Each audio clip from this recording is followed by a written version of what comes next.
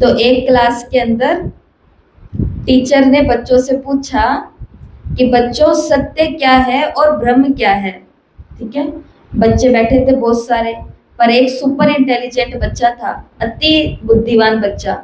उसने टीचर को बोला कि सर, आप हमें पढ़ा रहे हैं, ये सत्य है, ये वास्तविकता है, लेकिन आपको लग रहा है कि हम पढ़ भी रहे हैं, ये आपका भ्रम है। सुपर इंटेलिजेंट हुआ कि नहीं हुआ? हुआ। व्यक्ति का एक बहुत बड़ा भ्रम है। कौन सा भ्रम है? जवानी की उम्र में सोचते हैं कि बुढ़ापे में जाके मेडिटेशन ही तो करना, और क्या करना है, बुढ़ापे में करना ही तो है मेडिटेशन। दूसरा भ्रम उनका ये है कि जवानी में तो सारे शौक पूरे करने हैं, घूमना फिरना, खाना पीना, पहनना उठना, भागना दौड़ना, तेरी मेरी, इसका उसका, सब कुछ ट्राई कर लेना। ये करने की उम्र तो युवा उम्र ही है, जवानी ही है। ये व्यक्ति के दो सबसे बड़े भ्रम हैं। ये दो सबसे बड़े भ्रम है। ना तो सच में बुढ़ापे में कोई मेडिटेशन होएगा जिनसे जवानी में ही नहीं हुआ,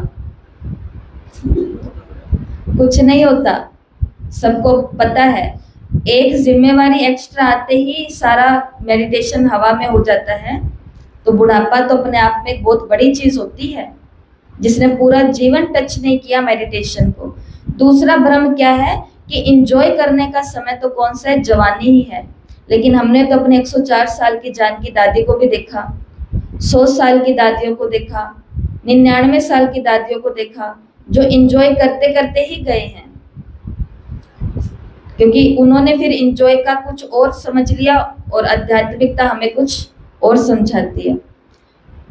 तो ये एक जो भ्रम होता है व्यक्ति का कि अभी तो बहुत समय पढ़ाई करने के लिए कर लेंगे, लेकिन पुरुषार्थी हमेशा क्या सोचता है, जो मम्मा ने सिखाया कि हर घड़ी अंतिम घड़ी है, बुलावा कभी भी आ सकता है।